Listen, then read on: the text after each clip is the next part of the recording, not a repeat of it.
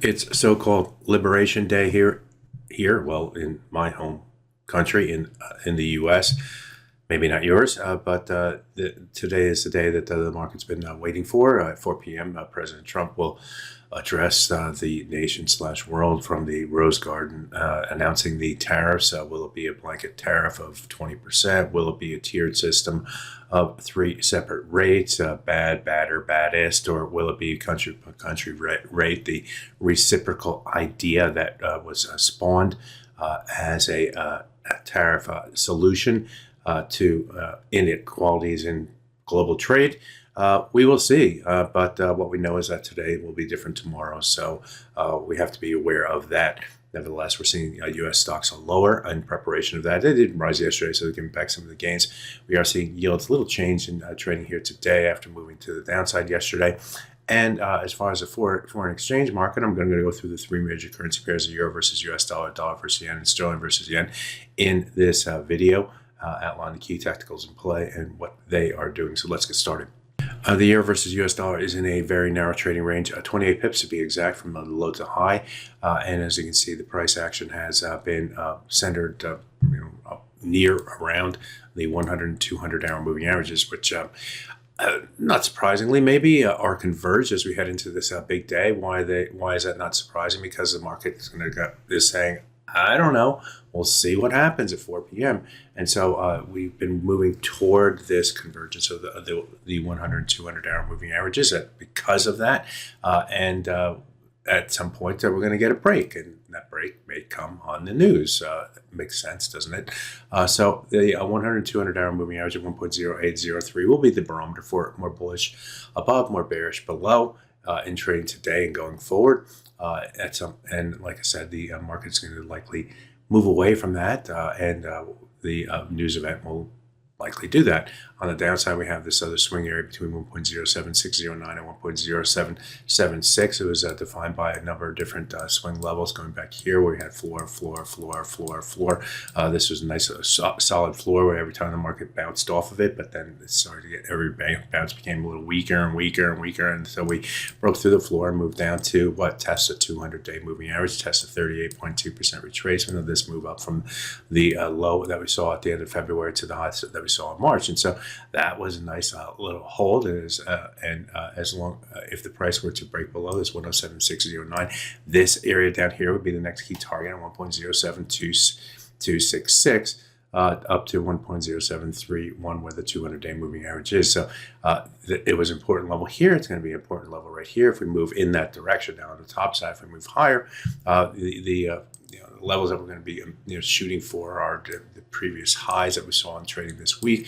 We had a high here at 1.08298 yesterday. We had a high of 1.08486 the previous day, and a little lower high from, I guess, Friday's trade right through here.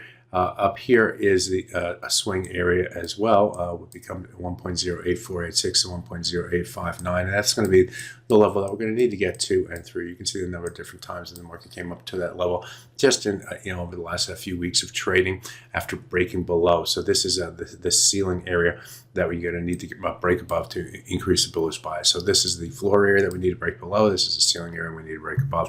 We'll see how that plays out. Let's take a look at the dollar versus yen.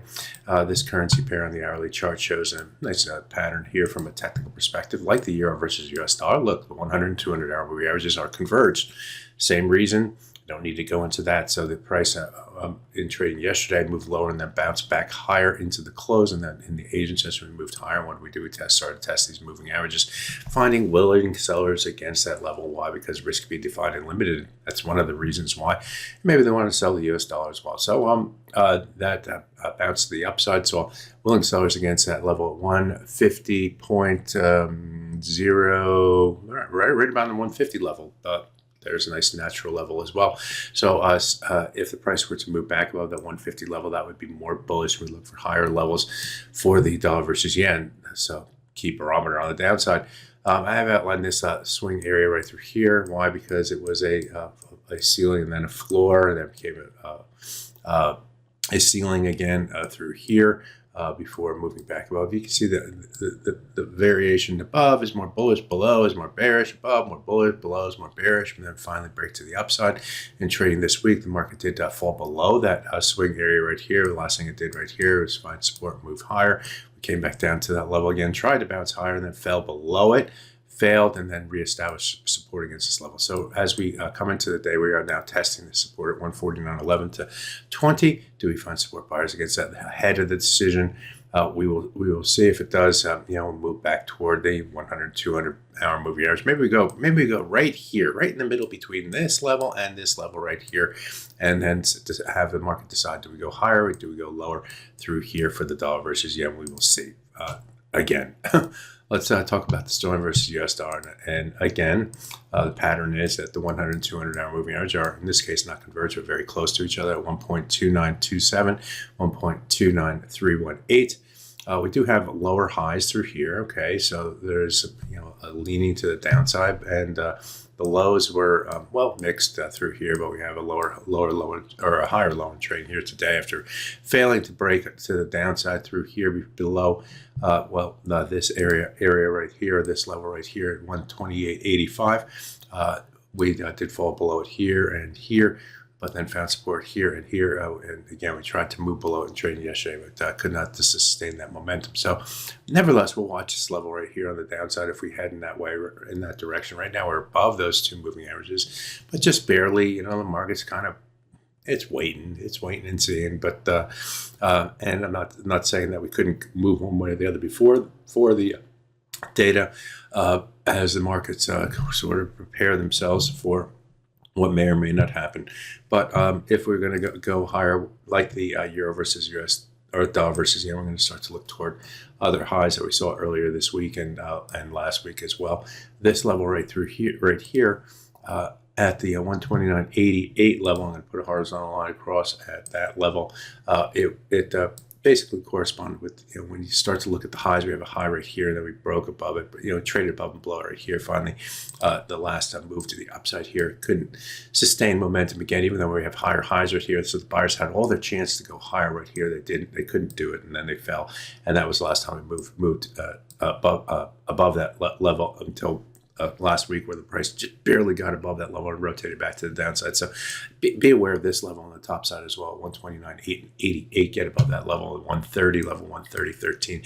9 is going to be the next key target on the downside. We'll be watching the 85 level, and then we'll start to look for the breaks of the other low levels here to get outside of this range that the pound versus US dollar has been in. So there you have it. A look at the three major currency pairs to kickstart your day. Good fortune with your trading, folks. It's going to be a tough one. My name is Greg Bykowski. Good fortune with your trading. Bye-bye now.